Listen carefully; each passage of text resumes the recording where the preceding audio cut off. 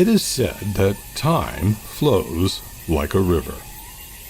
But I know a place where a river is time.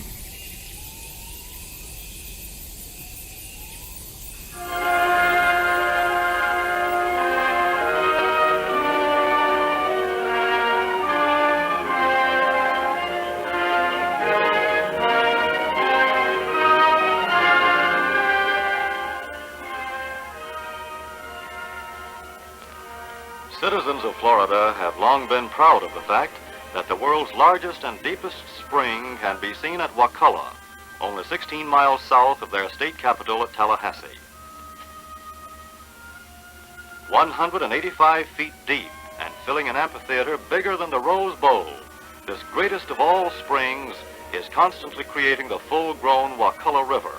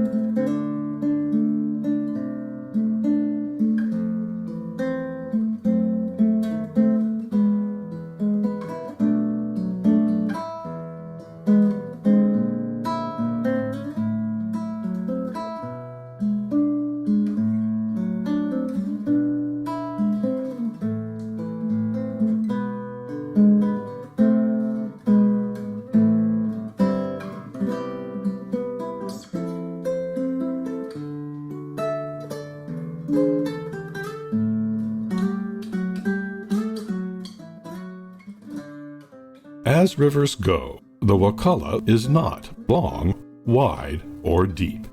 It has no special geographic importance as either a natural boundary or highway of trade. In its 11-mile length, it flows through no community, let alone a great city. And, at its end, it joins the St. Mark's River, which subsumes its waters and its name. No great songs have been composed in its honor. No legendary poems or stories have been written with the river as either character or setting. It is not learned as one of the great rivers of the world, and its name is hardly common knowledge. In fact, no one even knows what its name really means, for Wakulla is a Spanish Muskegon hybridization of a Timucuan word whose exact definition was lost with the extinction of the tribe over 300 years ago. Most likely, Wakulla probably means something like, "That's a really big spring." If you go looking for a translation, however, you will find Wakulla is most often interpreted as mysterious water. Both meanings are appropriate. Things are mysterious not because they lack an explanation, but because we lack the ability to explain them. There is much about the Wakulla that is easily communicated in words and numbers, statistics and comparisons. As data, these things explain much about the river. And yet, in some ways, perhaps the most important ways, they explain nothing at all. For, from the maw of the great spring cave, all along its gently winding length, the Wakulla flows in dreamy mystery through an eerily timeless landscape in what seems another world.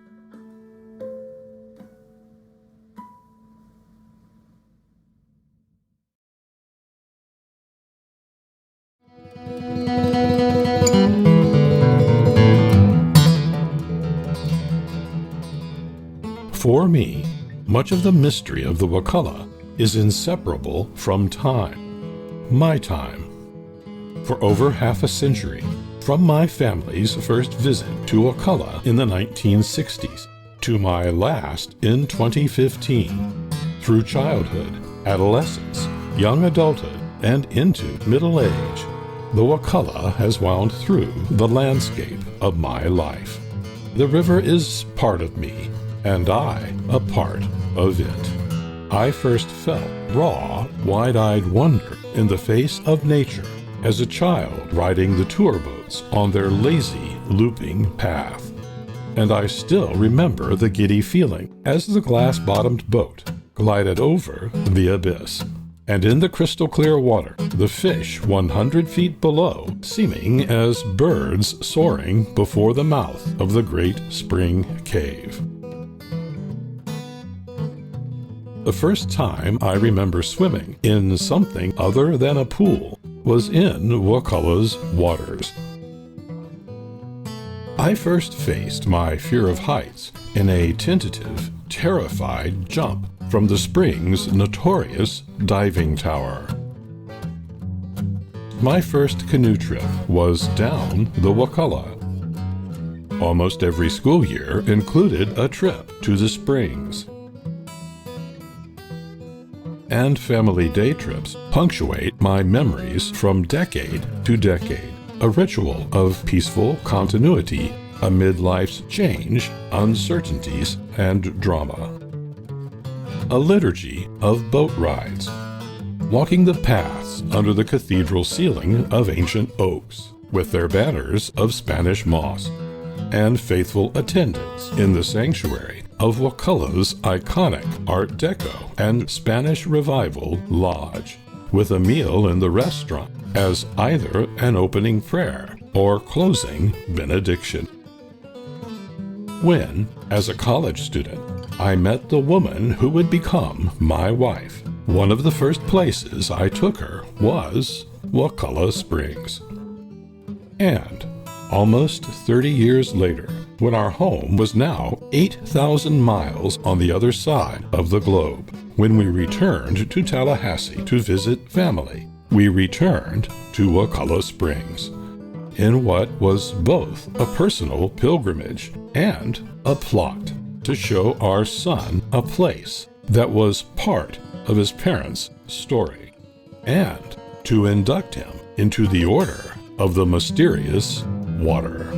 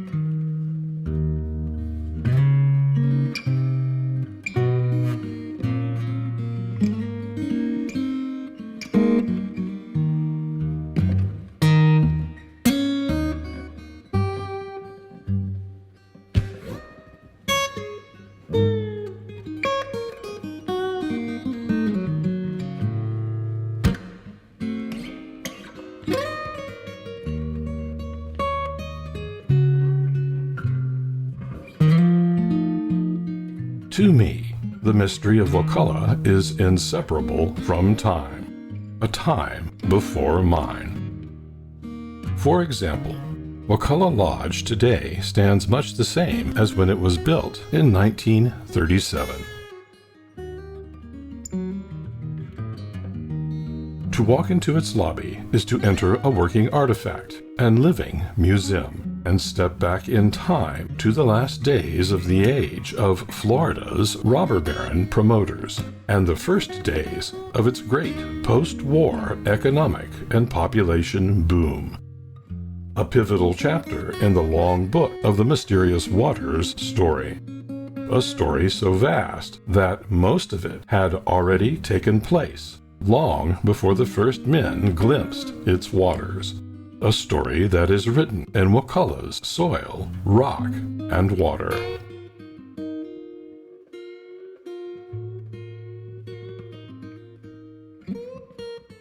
If the entire history of Earth was condensed into 24 hours, Wakulla was only geologically conceived at 10 minutes to midnight, and the human race as we know it did not even exist until the very last second of the very last minute of the day.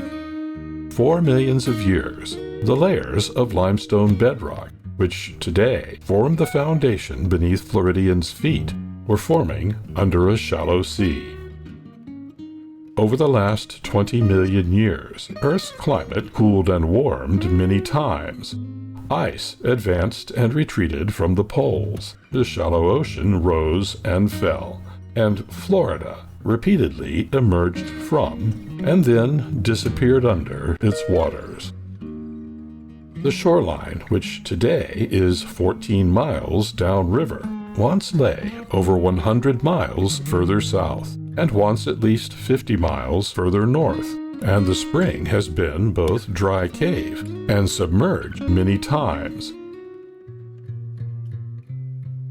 The sandy soil under the feet of visitors is yesterday's beach and dune, sandbar, and ocean floor. The sinks and springs across the park are windows and doors into Florida's limestone basement. Put on a mask and dive beneath the Wakulla's surface. The upper river averages only 6 feet in depth, and where the steady current has swept away sand and sediment, the remains of eons of marine life lay bare before you, scattered across the riverbed and fossilized into rock.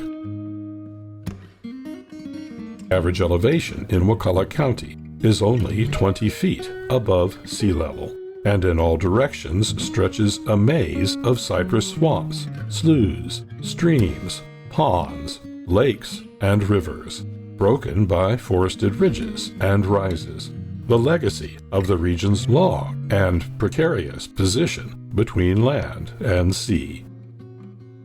Across the 6,000 acres of the Wakulla Springs State Park, there are 55 archaeological sites spanning some 15,000 years of man's presence along the mysterious waters.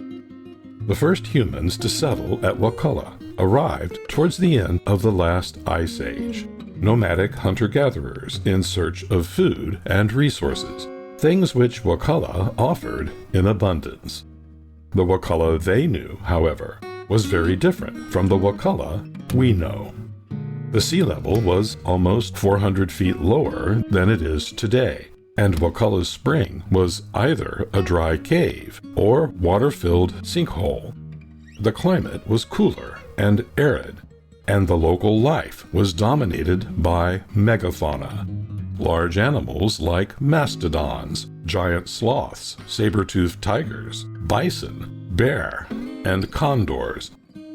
Over the next several thousand years, the climate warmed, oceans rose, the ecosystem collapsed and evolved anew.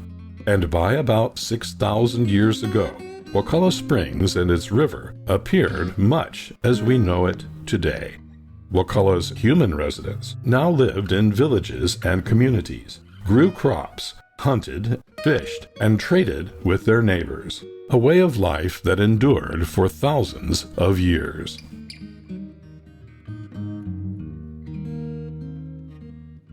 1528, Spanish explorers came to Wakulla in search of gold, glory, and power, and brought with them the beginnings of a new era in history. The Spanish built a fort at St. Mark's and exercised a loose presence and control across the region for almost 300 years, before selling Florida to the United States in 1819. In 1843, Wakulla County was chartered. In 1845, the Florida Territory became the U.S.'s 27th state. In the 1850s, word of Wakulla's astonishingly clear waters and exotic beauty spread through travel books, articles, and newspapers, drawing naturalists, adventurers, and the first true tourists. The discovery of mastodon bones in the riverbed brought more attention and visitors to Wakulla Springs, and literally put them on a map. And after the turmoil of the Civil War, locals went into business, offering regular boat tours, including the first glass-bottom boat in 1875. By the 1920s, Florida was in the midst of a boom, with investors aggressively buying up land and promoters marketing the state as a paradise of wonders.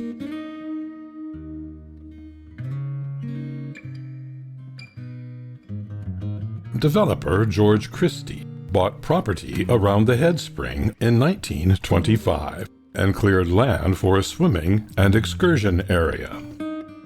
Christie also began the first real underwater exploration at Wakulla Springs, and in 1931 recovered the nearly intact fossilized skeleton of a mastodon, nicknamed Herman, which can be seen today in the Museum of Florida History in Tallahassee.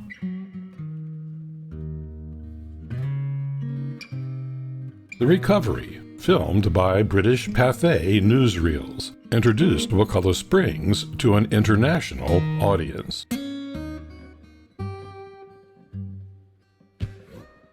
1935 saw the single most important event in the modern history of Wakulla Springs, when businessman and financier Edward Ball purchased much of the land around the spring and began construction of the lodge, the centerpiece for a planned luxury resort. An agent for his brother-in-law, the industrialist Alfred DuPont, Ball had come to Florida in 1925 in search of investment opportunities and had fallen quickly under Florida's spell. And for Ed Ball, no place in the state was more magical than the mysterious water. From 1925 until his death in 1981, Ball was among the wealthiest, most powerful, and most important figures in the state, the last of Florida's great robber barons, the kingmaker behind the scenes. Ed Ball designed Wakulla's lodge himself, sparing no expense and no detail. Opening in 1937, the lodge was never intended to cater to the public at large, but rather to serve as Ball's personal retreat and luxury resort, a seat of power in which he often gathered the powerful and from which he directed his empire. Ball's retreat almost met an early end in 1943 when a fire destroyed much of the lodge's roof and would have consumed the entire building if not for the intervention of soldiers from nearby Camp Gordon Johnston. World War II added a relatively short but colorful and significant chapter to Wakulla's story.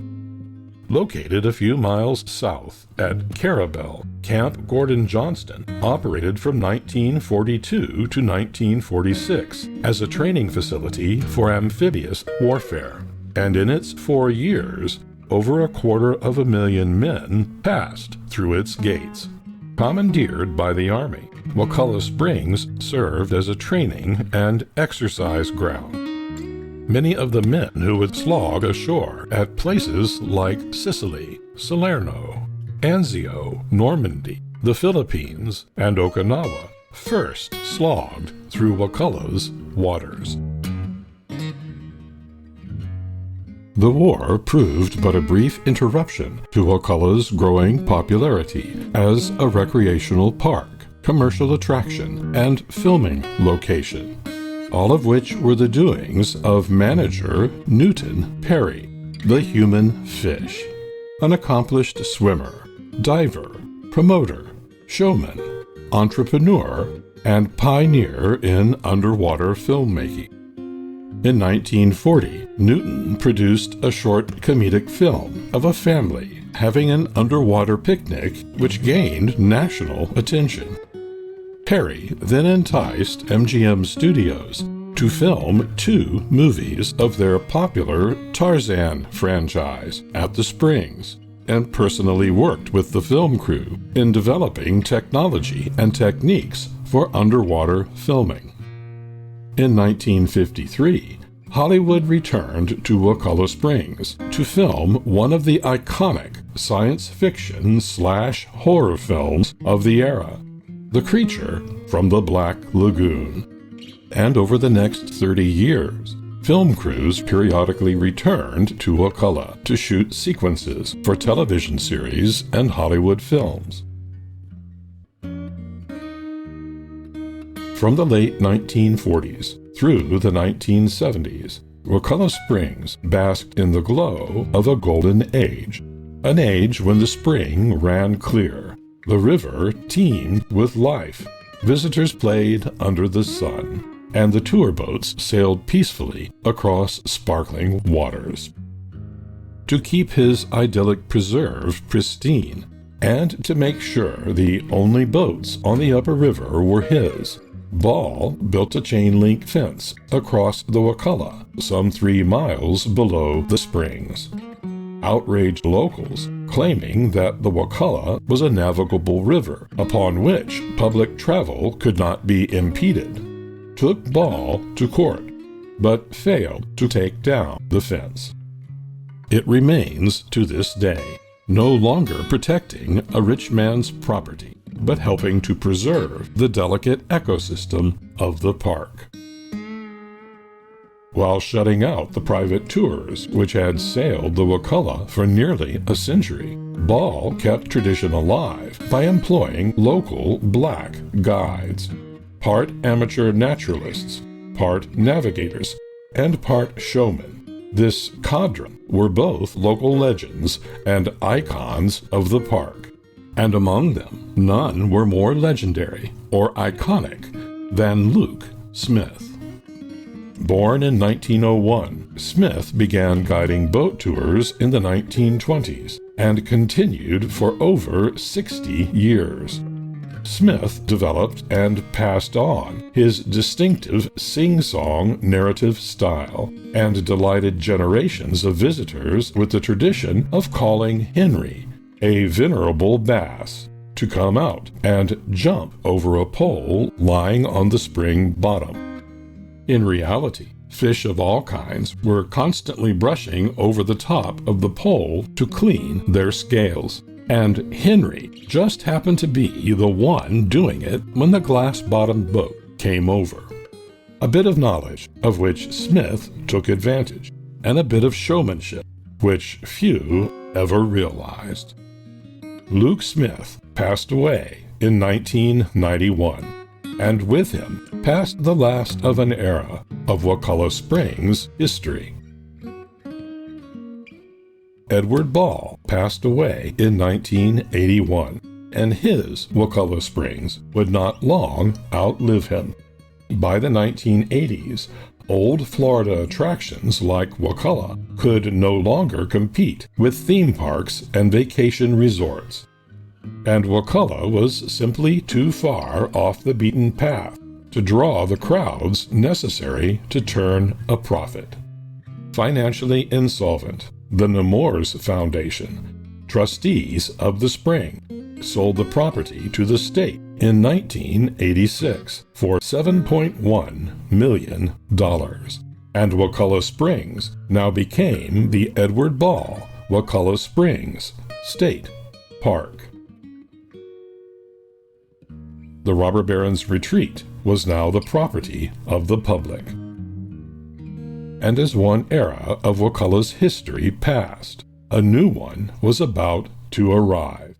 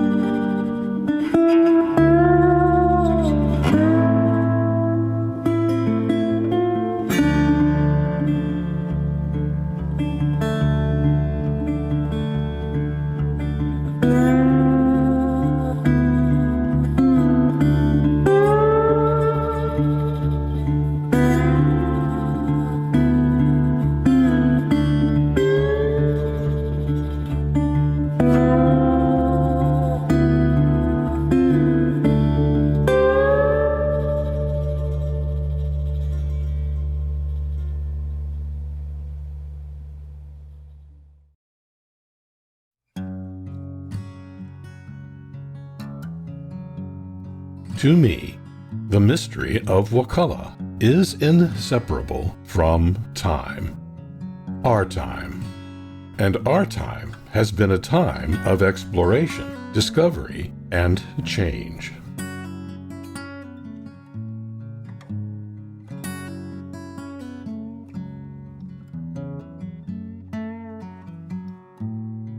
With over 1,000 known, Florida has the greatest concentration of freshwater springs in the world, over which Wakulla is the undisputed king.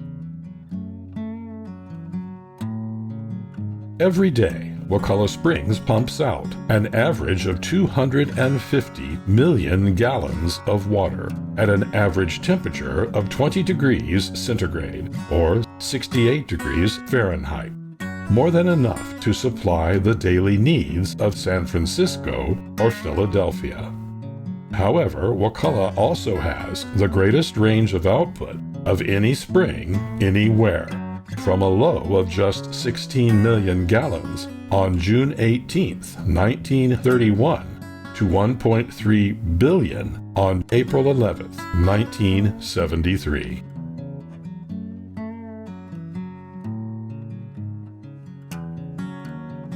Historically, visitors have marveled at the Wakulla's clarity and beauty, at times appearing as transparent as air, or an almost luminous sapphire or turquoise, an effect created by the reflected sky and dissolved limestone in the water.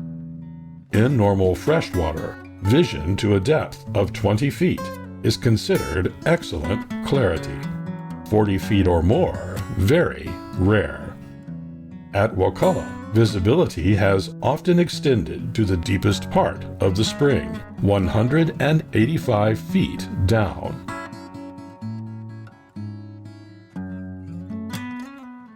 Looking at a map, or simply gazing upon its waters, one might be forgiven for thinking of the Wakulla as beginning at the spring and flowing only 11 miles to its end at the St. Marks.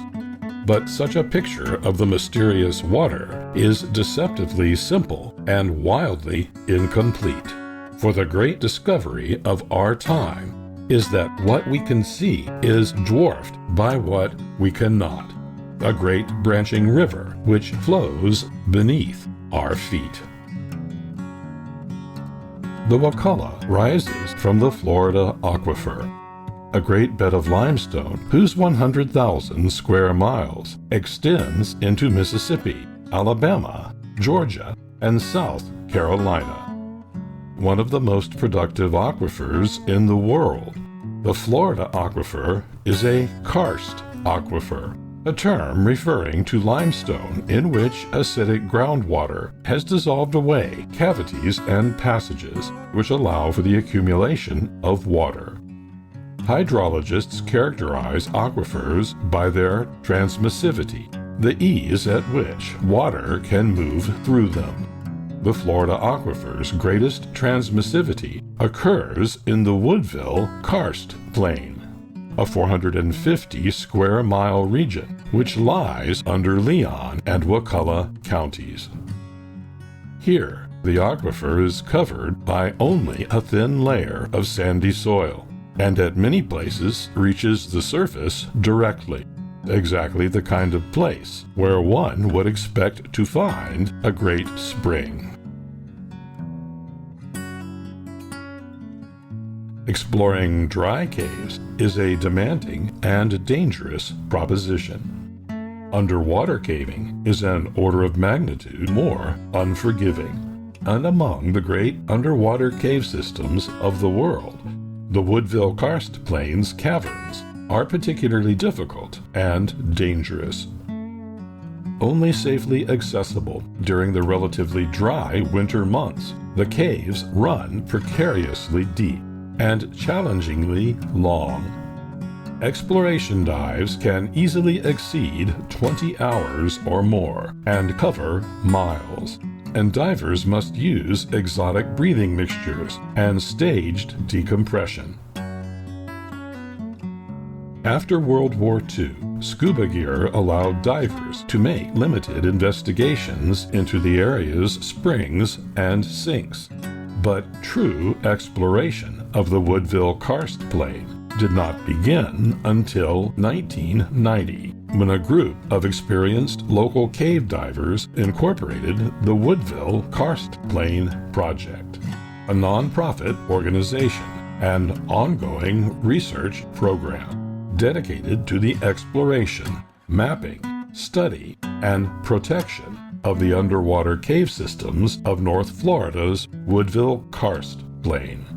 And over 30 years, the project's divers, some of the best and most accomplished in the world, have methodically and painstakingly ventured into this underwater labyrinth, and in the process have revolutionized the technologies and techniques of cave diving, expanded our understanding of hydrology, discovered new species, and transformed both our understanding of the Florida aquifer and Wakulla Springs. Year by year, the project's members have pushed into the unknown, connecting one cave system to another. And today, with 45 miles mapped and no end of exploration in sight, the Wakulla Cave System is the longest known underwater cave in the United States and the sixth longest in the world.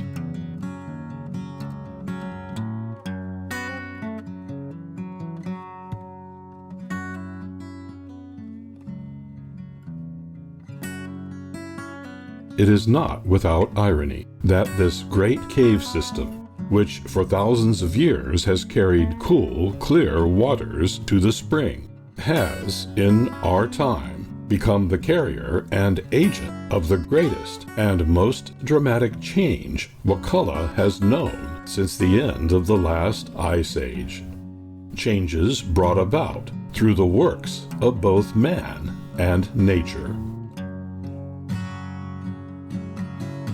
Between 1970 and 2000, the populations of both Leon and Wakulla counties nearly tripled, and with rapid human development over the Woodville Karst Plain, removal of water via wells altered patterns of flow in the cave system, and wastewater runoff carried immense quantities of nitrates into the groundwater. Beginning in the mid-1980s, nitrogen levels skyrocketed, reaching 1,400 times Wakulla's historic natural level. Now essentially supercharged with fertilizer, Wakulla's once sapphire waters turned a sickly yellowish green, and other days brown with tannins, chemicals released from decaying vegetation. Through the 1990s, the number of green and brown days began to steadily increase, as did the number of days when water clarity dropped below 75 feet, the threshold for the glass-bottom boat tour. By 2001, water clarity was often no more than 40 feet, and the glass-bottom boats were lucky to run a few days a year. In 2010, they didn't run at all. Worse followed. In 1996, an invasive aquatic plant, hydrilla, appeared in the spring basin, and within 3 years had aggressively expanded to dominate the upper river basin. The hydrilla displaced Wakulla's native aquatic flora, grew to the surface in thick mats, depleted oxygen levels, and destroyed the habitats and breeding grounds of fish, crustaceans, and mollusks, unbalancing the entire food chain. As the hydrilla took over, it formed a green dam that choked the river's flow, raising the water level in the upper basin. Expensive efforts to eliminate the hydrilla failed, with every attempt doing collateral damage to the ecosystem. Finally, In 2002, the park began treating the water with aquathol, an aquatic pesticide. Results were immediate and dramatic. Within a month, much of the hydrilla had died back. But once it did, the green dam was suddenly gone, and the sudden increased flow scoured away the sediment in which Wakulla's flora grew.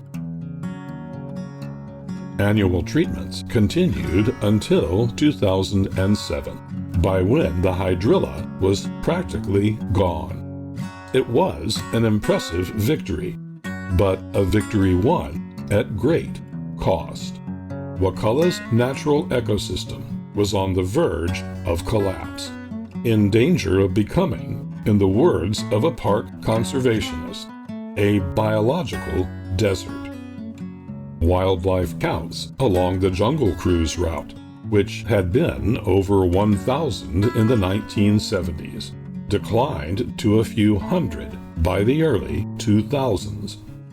From 1990 to 2020, the mean count for Wakulla's 24 dominant species declined by more than half.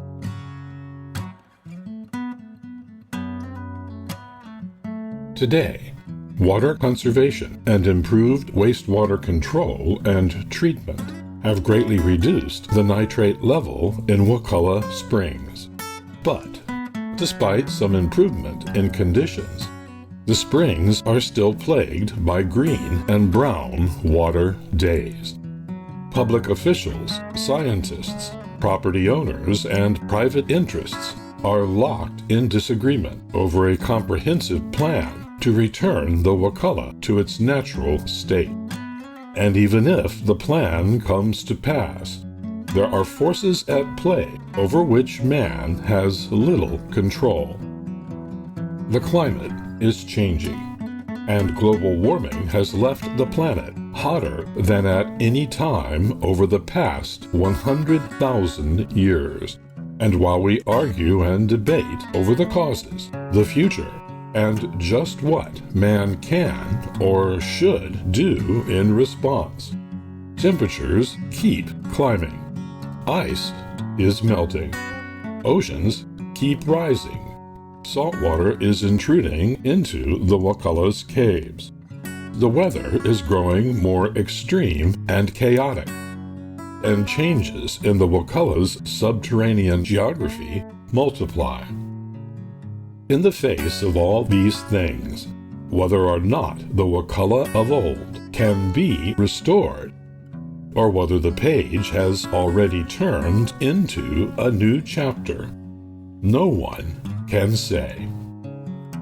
And to me, this is the final and perhaps greatest mystery of the Wakulla, a mystery inseparable from time, a time yet to come.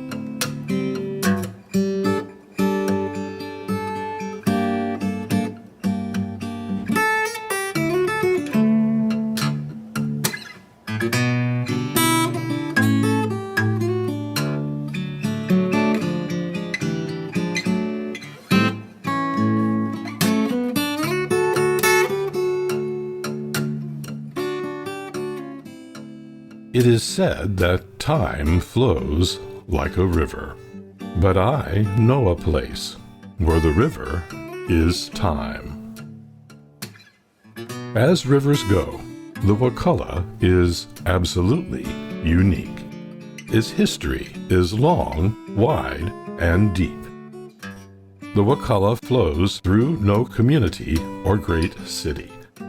But every day, a community flows to it, some 600 or so people at a time. An ever-changing village of locals come around again to enjoy the treasure in their backyard.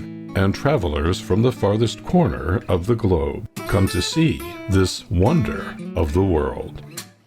Tourists, adventurers, romantics, lovers of nature and of sport, seekers of a paradise lost, and discoverers of a paradise found, and modern high-tech explorers on expeditions of courage and daring to push back the blank space at the edge of a map. Whoever they are, and for whatever reasons they have come, they add their stories, their songs, and their poetry to the Wakulla's ancient anthology. To me, the great mystery of the Wakulla is time, all of time. And here, where past, present, and future merge seamlessly into one never-changing and ever-changing moment of now, the Wakulla whispers to us the great truth that it has always hidden in plain sight. Everything has a beginning and an end, and every end is a new beginning. Evolution is designed into the fabric of all things. Change is the only constant. And if we would know the end towards which the river of time flows, we can only find it by traveling its length downstream and into the unknown of the mysterious water.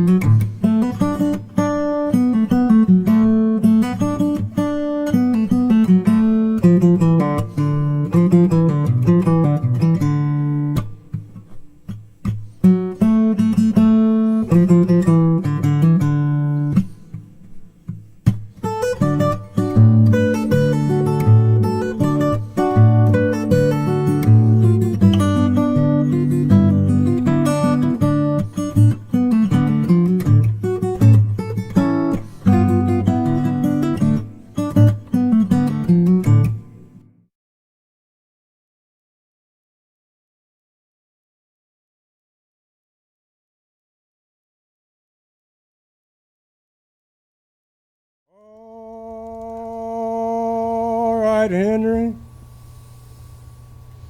meet us at the pole. Wake up now, I call you. Heard what I said. Come on and jump it. Here you come. Hey, yo. All right. Hey, yo, jump it. Hey, yo, good work, boy. Hey, yo, that's all right. You're still on the job.